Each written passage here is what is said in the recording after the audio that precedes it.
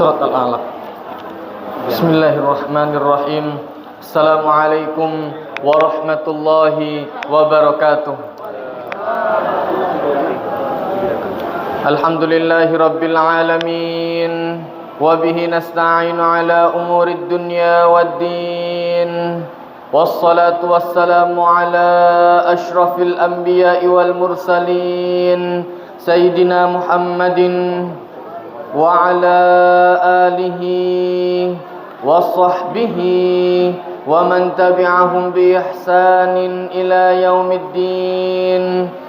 Subhanaka la ilma lana illa ma 'allamtana innaka antal alimul hakim. Qala Allah Ta'ala fi kitabihil karim, a'udzu billahi minasy syaithanir rajim. Bismillahirrahmanirrahim. Iqra' bismi rabbikal ladzi khalaq, khalaqal insana min 'alaq. Iqra' wa rabbukal akram, alladzi 'allama bil qalam, 'allamal insana ma lam ya'lam. Kalla innal insana layatgha an ra'ahu istaghna. Inna ila rabbikar ruj'a. Ara'aita alladhi yanha 'abdan idza shalla. Ara'aita in kana 'alal huda aw amara bit taqwa. Ara'aita in kadzdzaba wa tawalla. Alam ya'lam bi anna Allaha yara. Kalla la lam yantahi lanasfa'an bin nasiyah nasiyatin kadhibatin khati'ah falyad'u nadiyah sanad'u zabaniyah kalla la tuti'hu wasjud waqtarib. Shadaqallahul azim. Setelah selesai pada surat yang sebelumnya, surat Asy-Syarh Alam Nashrah, kita melanjutkan, kita lompati satu surat, kita melanjutkan ke dalam surat yang dua surat yang selanjutnya, yaitu suratul Alaq. Karena masih berkenaan dengan nuzulul Quran, dan baru kemarin kita melaksanakan nuzulul Quran. Ini sangat-sangat berkenaan dengan nuzulul Quran, karena ayat 1 sampai 5 ini merupakan ayat-ayat yang pertama kali turun. Ayat-ayat yang pertama kali turun, wahyu yang pertama kali turun kepada Rasul sallallahu alaihi wasallam. Nah, suratul Alaq ini memiliki sejarah yang luar biasa. Memang hati Rasul sallallahu alaihi wasallam itu sudah disetel oleh Allah taala sedemikian rupa. Sehingga ketika Rasul sallallahu alaihi wasallam sudah mulai beranjak hampir umur 40, itu sudah Rasul SAW sudah gelisah dengan apa yang terjadi pada masyarakat yang ada di sekitarnya. Jadi sudah tidak enak hatinya. Makanya kemudian Rasul SAW pun kemudian menjelaskan ruh seseorang itu seperti satu bangunan, kata Rasul SAW. Ruh itu jundun mujannadah, sama seperti satu bangunan. Orang-orang yang baik akan kumpul dengan orang yang baik dan akan saling kenal dengan yang baik. Ruhnya orang yang tidak baik mesti akan kenal dengan ruhnya orang yang tidak baik dan mesti cocok dengan mereka. Si buru ketemu, kalau memang orangnya insya Allah ditakdirkan sama-sama baik, itu cocok di sana. Tapi kalau sudah memang tidak cocok, yang satu baik, yang satu tidak baik, pertama ketemu, kedua, lama-lama bosan, minggir-minggir sendiri, tidak bakal cocok. Nah, sehingga di sanalah yang Allah Ta'ala itu memberikan kecocokan hati dan sebagainya, itu di sana. Rasul Shallallahu Alaihi Wasallam yang akan memimpin sedemikian umat, sebanyak ini umatnya, maka diberikan oleh Allah Subhanahu Wa Ta'ala kecenderungan lebih awal daripada yang lain. Kelihatan sesuatu yang tidak baik itu tidak cocok, walaupun belum ada aturan yang sepakem ini, Islam belum ada sepakem ini, dan memang pada saat itu ya yang paling kuat di antara mereka agama, jelas agama jahiliyah. Kemudian orang-orang Yahudi dan orang-orang Nasoro itu pun tidak terlalu ngefek. Jadi kitabnya apa? Ya nggak ada pegangan kitab utamanya, Makanya di dalam sejarah sejarah-sejarah jahiliyah sekalipun, ketika awal-awal Rasul Shallallahu Alaihi Wasallam merintis Islam, ketika ada di Mekah, lawannya itu bukan orang Yahudi dan orang Nasoro, sehingga nggak ada beradu kitab, itu nggak ada crash antar kitab, itu nggak ada. Terjadinya crash antar kitab itu di Madinah. Begitu Rasulullah ada di Madinah, baru orang-orang Yahudi buka mulut, baru orang-orang yang kemudian ahlul kitab ini baru kemudian mereka mulai buka ajaran mereka. Tapi ketika Rasulullah SAW ada di kota Mekah, nggak ada crash kitab, karena memang nggak ada panduan utamanya. Panduan utamanya siapa? Ya orang-orang pemimpin-pemimpinnya, Abu Jahal, Abu Lahab dan lain sebagainya. Itu panduan mereka. Tanpa kitab pun mereka tinggal nanya. Sehingga Allah Ta'ala itu men-setting sedemikian rupa Islam ini dikembangkan seperti ini oleh Allah Ta'ala. Ya ada hikmahnya semua pasti. Makanya kemudian saya pernah belajar dari dosen saya itu, kenapa kok Allah Subhanahu wa Ta'ala itu menjadikan Rasul sallallahu alaihi wasallam, mengutus Rasul sallallahu alaihi wasallam di Jazirah Arab. Padahal pada saat itu ada dua kubu besar. Kubu kerajaan Romawi dengan kubu kerajaan Persia. Sama-sama kuatnya. Ini Jazirah Arab ada di tengah-tengah. Dan Jazirah Arab ini pada saat itu memang terkenal dengan tempat yang menjadi perebutan dua ini tadi, perebutan antara kerajaan Persia dengan kerajaan Romawi. Tapi tidak kena. Makanya saya katakan tadi di awal, hampir Rasul SAW ketika ada di Makkah tidak ada crash kitab. Dua-duanya mau sama-sama masuk. Ini yang dari Nasoro mau masuk, yang dari Yahudi juga masuk. Tapi mereka sudah punya cara pandang tersendiri, sehingga tidak gampang untuk masuk ke Mekah, itu tidak gampang. Maka Rasul Shallallahu Alaihi Wasallam diutus oleh Allah Taala di sana. Hikmahnya itu tadi. Gampangannya begini. Umpama Rasul Shallallahu Alaihi Wasallam diutus oleh Allah Taala di salah satu kerajaan yang besar, jomplang. Dan persengketaan yang terjadi itu sudah terlalu besar. Allah Ta'ala meletakkan Rasul Sallallahu Alaihi Wasallam di kota Makkah. Itu ada baiknya juga. Kenapa? Di sana itu masih terkenal lumayan damai dibandingkan yang dua tempat besar ini tadi. Masih terkenal damai dan masih terkenal aman. Lumayan. Daripada kemudian masuk kepada salah satu kubu ini, musuhnya sudah terlalu besar.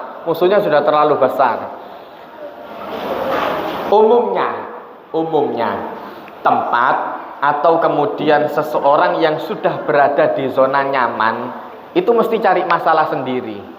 Iku kebien. Coba. Suami istri atau anak-anak. Ketika anak-anak ini tadi sudah tidak ada masalah dengan orang-orang yang ada di kampung, kita punya anak dua, ya kan? Tidak ada masalah sama anak-anak kampung, tidak ada masalah sama anak-anak yang ada di luar. Masalahnya sama siapa? Saudaranya sendiri. Pasti kira-kira dulure dewi. Kalau masalah yang besar tidak ada, yang kecil itu mesti muncul. Tidak bakal tidak ada sama sekali, enggak. Kalau masalah yang besar tidak ada, yang kecil itu muncul. Sehingga pertengkaran yang ada di kabilah pada saat itu, ya kira-kira antar suku dewe. Tukarannya itu antar suku sendiri. Sehingga Rasulullah SAW itu memulainya, Allah Ta'ala itu men-setting agar Rasulullah itu memulainya lebih mudah. Umpama ada di Persia atau ada di Romawi, ini kegeden musuh yang sana sudah terlalu besar.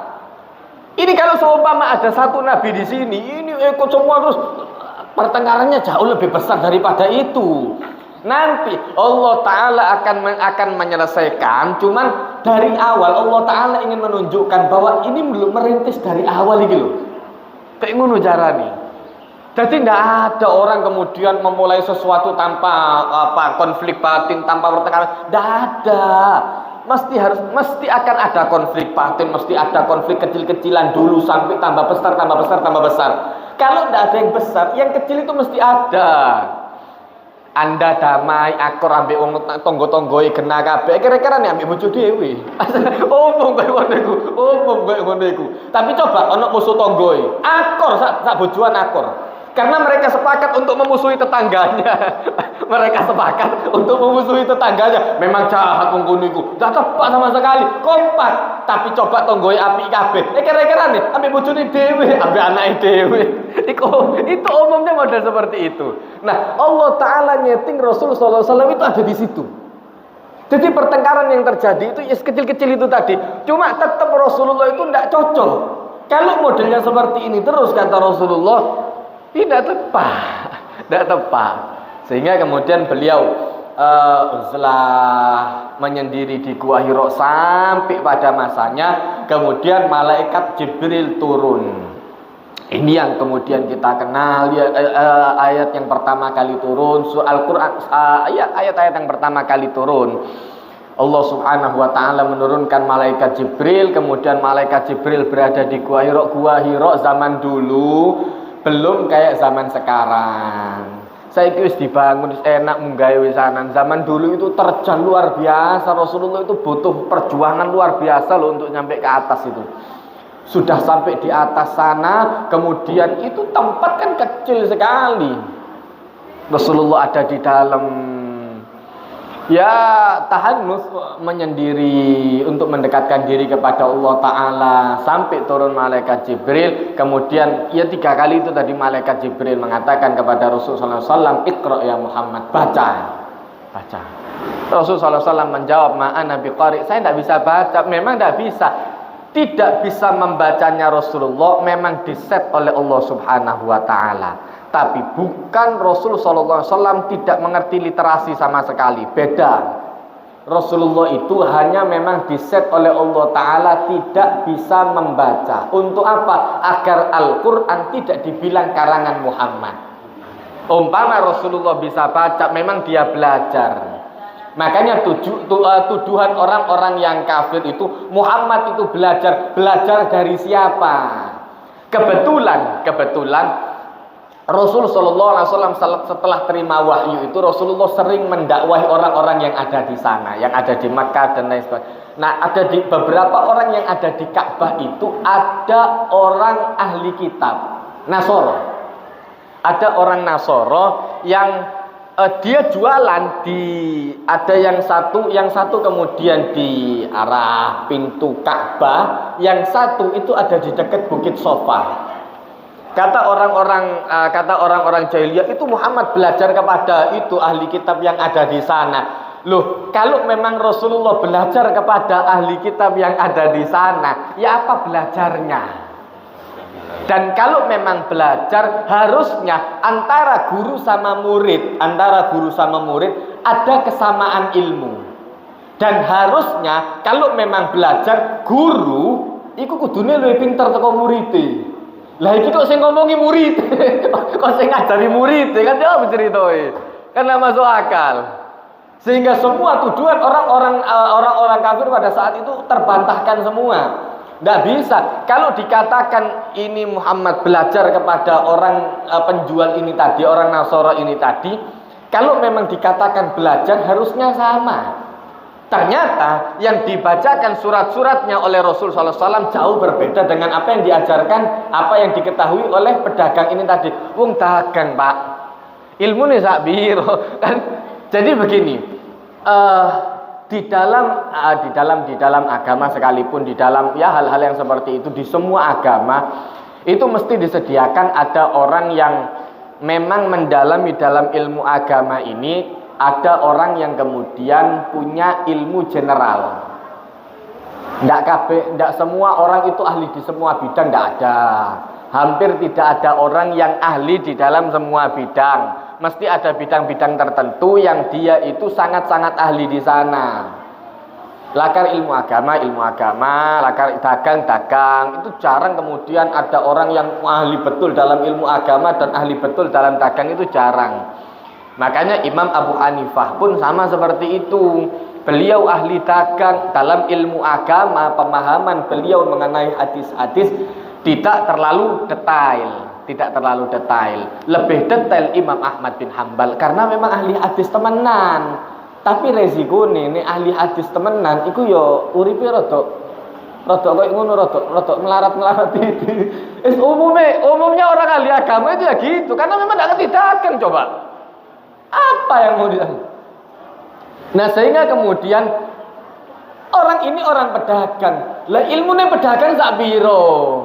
Mau dibandingkan sama ilmunya Rasulullah. Kate aduh. Harusnya kalau guru sama murid, kalau Rasulullah dibilang belajar sama pedagang ini, kudune Rasulullah ilmunya ada di bawahnya pedagang ini. Lah tibae Rasulullah lebih pinter. Ditanya apa saja lebih ngerti. Karena masuk akal. Nah, maka kemudian tuduhan itu tiba-tiba hilang sendiri.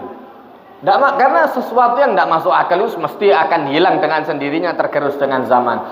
Maka kemudian ketika sudah 3 kali malaikat Jibril ini mengatakan kepada Rasul sallallahu alaihi wasallam, "Iqra", maka dijawab oleh Rasul sallallahu alaihi wasallam, tetap jawaban Rasulullah, "Ma'ana biqari". Saya tidak bisa baca. Rasulullah tidak bisa membaca, tapi ingatan Rasulullah itu kuat luar biasa. Eling Rasulullah itu. Makanya kemudian di dalam riwayat Rasul sallallahu alaihi wasallam itu seringkali ketika sholat assalamualaikum warahmatullah itu apal, yang biasa ada di sof sana sapa, yang ada di sana sapa, mana sahabat ini, mana sahabat, apal kabeh, absen Pak. Absen. Itu pentingnya ada di sana. Sehingga memang adatnya zaman Rasulullah dulu, Rasulullah itu juga ya beberapa kali ngabsen sahabat. Mana sahabat ini kok tidak kelihatan, mana orang ini kok tidak kelihatan, sembahyang itu diabsen, Pak. Masalahnya beberapa imam sekarang rodok wedi, kerengan makmumi daripada imami. Sawu sufufakum sujud akan ngomong mari kasman kong imam wae imami wedi disentapi makmum ya Allah. Iya cerita astagfirullah. Sama Rasulullah itu Rasulullah sing absen sahabatnya. Mana orang ini. Begitu Rasulullah mau takbir, ada orang yang tidak lurus, diluruskan oleh Rasulullah. Imami wedi apa oleh ngene wae. Langsung takbir ya Allah. Dulu Rasulullah dilihat kanan kiri kencang, sofnya sudah lurus, sudah rapi, baru kemudian Rasulullah takbir. Sehingga memang terkadang penting, hal yang seperti itu mesti penting. Maka ketika Allah Subhanahu wa taala membuka al-alaq ini, malaikat Jibril kemudian menyampaikan kepada Rasul sallallahu alaihi wasallam, "Iqra bismi rabbikal ladzi khalaq." Bacalah dengan nama Tuhanmu yang menciptakan. Khalaqal insana min 'alaq. Sesungguhnya Allah Ta'ala menciptakan manusia itu dari alaq, itu sesuatu yang menggantung. Hanya sekarang sudah mulai muncul pemaning ilmu manusia itu bukan dari segumpal darah dan lain sebagainya. Sebenarnya bahasa Allah Ta'ala itu bukan segumpal darah. Alaq itu sesuatu yang menggantung. Memang sehingga kemudian karena dia menggantung dan sedikit menggumpal, rawan untuk kemudian jatuh keguguran. Itu tadi. Maka Allah Ta'ala menceritakan khalaqal insana min 'alaq. Manusia itu diciptakan oleh Allah Subhanahu wa Ta'ala dari sesuatu yang menggantung. Kemudian Iqra wa rabbukal akram. Allah Ta'ala mengajarkan bacalah dengan nama Tuhanmu yang sangat mulia. Allah Ta'ala itu sangat mulia. Alladzi 'allama bil qalam, yang mengajarkan manusia dengan perantara qalam, dengan perantara pena. 'Allamal insana ma lam ya'lam. Allah Ta'ala mengajarkan kepada manusia apa-apa yang mereka tidak mengetahui. Sampai di situ dulu awal pertama kali turun 1 sampai 5. Nah, adapun ayat-ayat yang selanjutnya ini berkenaan setelah Rasul sallallahu alaihi wasallam. Nah, ini kemudian ada beberapa riwayat menjelaskan bahwa ayat yang ke-6 dan sampai 19, 6 sampai 19 itu turun antara 5 sampai 7 surat setelahnya. Jadi setelah 1 sampai 5 kemudian ada Al-Mudaththir, Al-Muzammil dan lain sebagainya, sampai kemudian terjadi peristiwa Abu Jahal itu sombong luar biasa, sumbar kepada orang-orang, kalau besok Muhammad masih beribadat, masih mau sholat di sini, tak injak lehernya, akan saya injak lehernya. Waduh, biasa wong nek kesuwen sugih terus Fir'aunnya muncul, itu umum. Kalau sudah terlalu lama kaya, terlalu lama punya jabatan, itu mesti muncul Fir'aunnya, pasti muncul. Tidak mau, jarang. Makanya kemudian kata Sayyidina Abu Bakar, kita itu lebih mudah untuk ingat ketika diberikan ujian oleh Allah Ta'ala dari sesuatu yang sulit. Jika uripe rodok soro, rodok melarat, duit tidak nyekel sama sekali, itu lebih gampang eling daripada orang dikasih jabatan, dikasih kekayaan, itu lebih sulit untuk ingat. Akeh lose, lebih banyak losnya. Nah, ini yang kemudian potensi bahaya itu ada di sana. Potensi bahayanya itu ada di sana. Maka Allah Ta'ala mengingatkan, kalla, hati-hati kata Allah Ta'ala, innal insana la yatgha. Sesungguhnya manusia itu adalah orang yang tagha, melampaui batas luar biasa. Ar-ra'ahu istaghna, ketika mereka melihat dirinya sudah serba kecukupan semua. Semari wis duwe ono iki sekari kari ngongkon iki kari ngongkon, kan enak. Makanya saya seringkali mengatakan, saya seringkali menyampaikan, orang yang terlalu lama berada di zona yang nyaman akan cenderung untuk menurunkan daya pikir. Titeni. Dan ini sudah banyak sekali penelitian yang membuktikan, orang itu kalau sudah lama berada di zona yang terlalu nyaman, akalnya itu bukan tambah cerdas, tambah suku, tambah bodoh sampai entek, sampai pikun. Jadi jangan terlalu bangga nek urip iku wis enak terus gak lapo-lapo sama sekali, ojo. Makanya Allah Ta'ala mengajarkan, fa idza faragta fansab. Kalau sudah Anda kosong dari satu kegiatan, isi dengan kegiatan yang lain. Ojo kesuwen meneng. Jangan kesuwen berada di zona nyaman. Bahkan sampai sekarang orang-orang yang sudah mengerti ilmu ini, sebenarnya ilmu ini miliknya orang Islam, milik dari Rasul Shallallahu Alaihi Wasallam. Cuman banyak dari kita yang tidak paham mengenai makna ayat ini, dan kebanyakan dari kita juga yaitu tadi tidak paham ar-ra'ahu istaghna ini tadi. Fa idza faragta fansab, kemudian di ar-ra'ahu istaghna. Padahal ajaran seperti ini tentu milik Allah Ta'ala, milik Rasul Sallallahu Alaihi Wasallam. Ini miliknya umat Islam. Cuman banyak umat Islam itu usmari nek pensiun niku wis nang omah lunggu-lunggu, tak usah lapo-lapo, cepet pikun nih Pak. Tambah cepat pikun. Harus ada kegiatan yang dilakukan.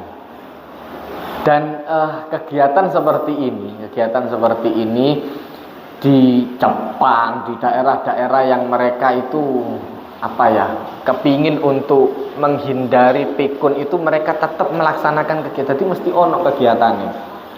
Jadi gampangannya begitu sudah berumur, jangan sampai otak itu nggak digunakan sama sekali. Tambah cepat pikun nih, tambah susu tambah teh. Makanya ini yang saya pelajari. Kenapa kok Abi itu getol? Orang kalau sudah berumur tetap menjalankan kebiasaannya. Ojo tambah dikongkon lunggu. Wis bapak lunggu Pak. Wis ojo melok-melok maneh. Wis lunggu. Aku tak kei duwe kabeh. Ngongkon wong tuwa cepet mati nek koyo ngono carae. Loh, terus terang Abi itu seringkali kalau ada orang-orang yang dia kerjaannya mapan, terus orang tuanya itu dulu sering sulit, akhirnya kemudian sudah enak, wis anak-anak wis enak kabeh, terus dikongkon pensiun, wis gak usah lapo-lapo, wis lungguh ae ndek omah. Itu bolak-balik dinasihati. Anda nyuruh orang tua Anda cepat mati nek koyo ngono carae. Ojo.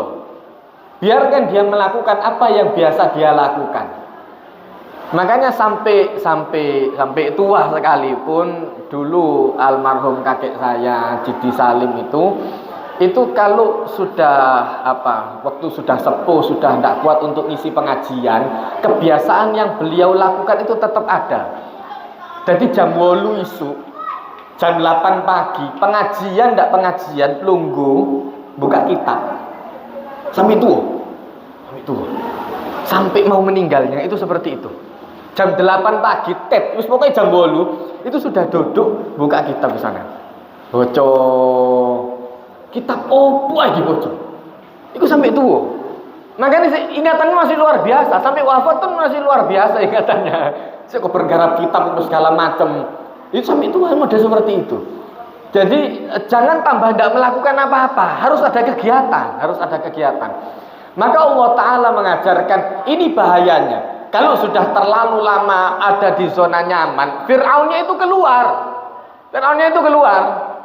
Kurang ajar itu. Ar-ra'ahu istaghna. Maka Allah Ta'ala mengingatkan, inna ila rabbikar ruj'a. Tidak sadarkah mereka akan kembali kepada Allah Ta'ala. Maka Allah Ta'ala balik bertanya, ara'aital ladzi yanha. Tidakkah Anda melihat orang yang mau mencegah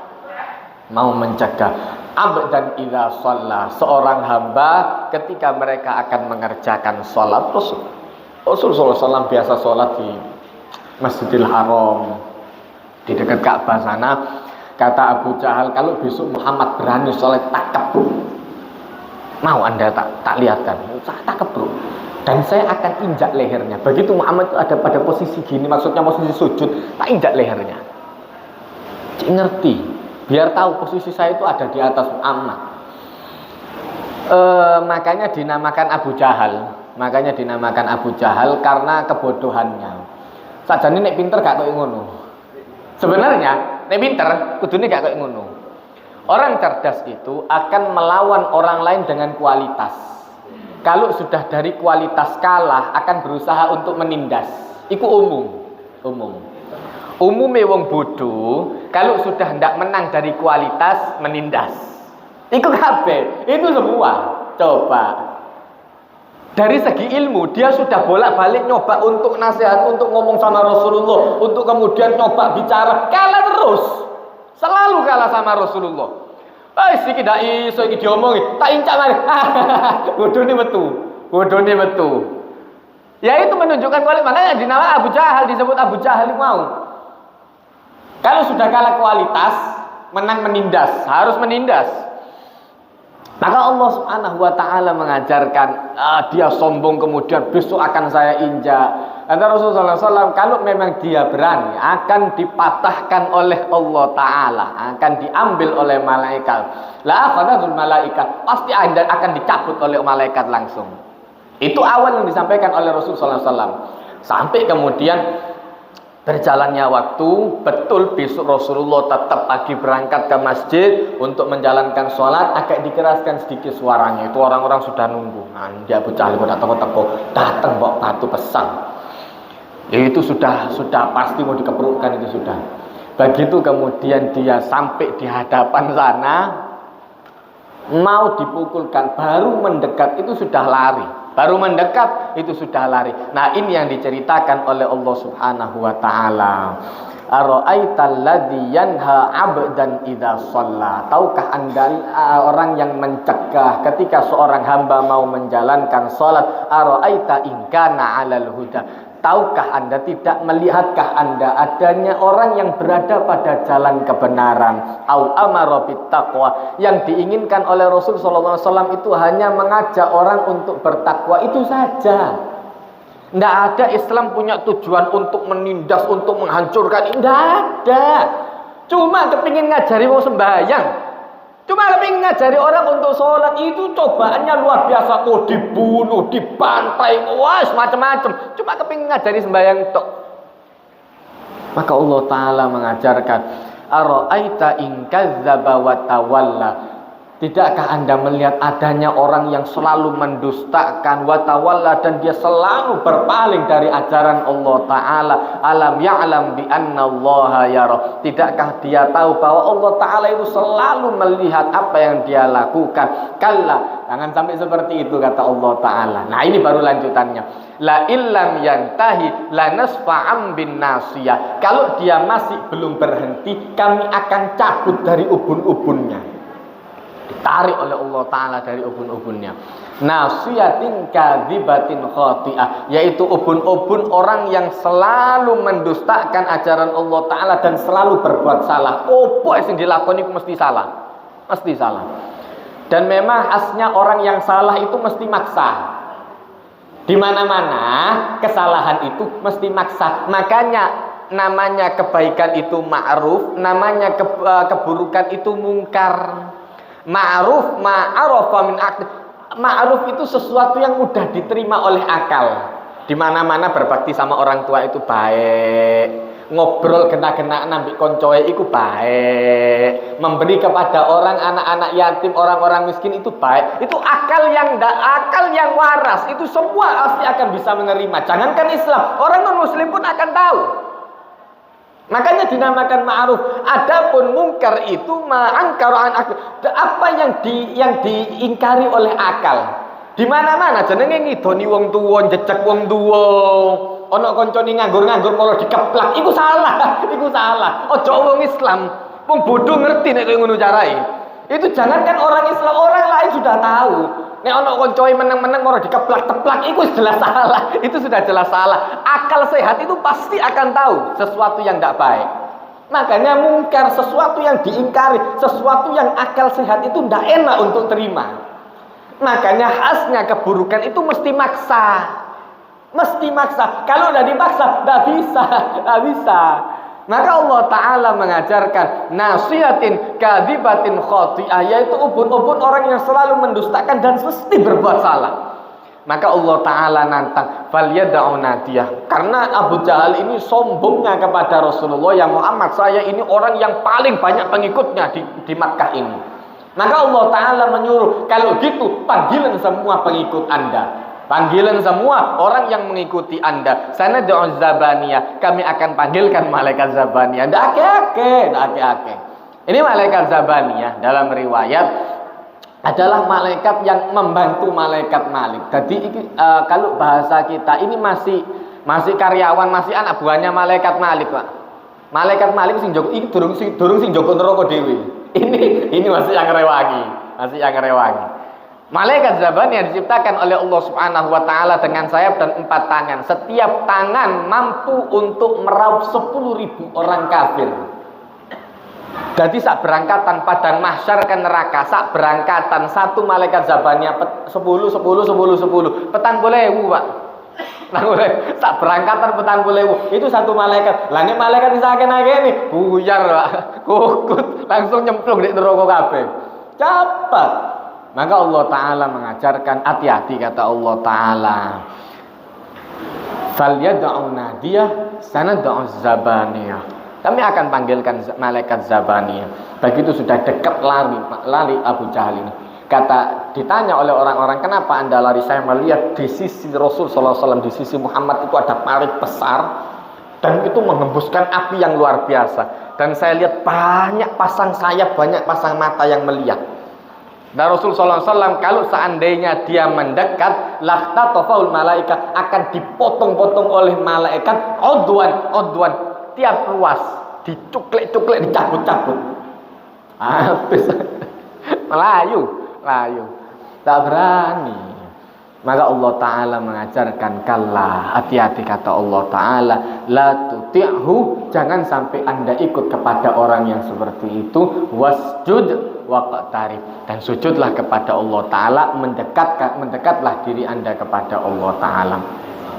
Mudah-mudahan bermanfaat. Barakallahu lakum fil Qur'anil azim wa nafa'ani wa iyyakum bima fihi minal ayati wa dzikril hakim wa taqabbala minni wa minkum tilawatahu innahu wal ghafurur rahim. Allahumma arhamna bil Qur'an waj'alhu lana imaman wa nuran wa hudan wa rahmah. Allahumma dzakkirna minhu ma nasina wa 'allimna minhu ma jahilna warzuqna tilawatahu ana al-laili wa atrafan nahar waj'alhu lana hujjatan ya rabbal alamin. Rabbana atina fid dunya hasanah wa fil akhirati hasanah wa qina adzabannar wa qina jannata ma'al abrari aziz ya ghafar ya rabbal alamin.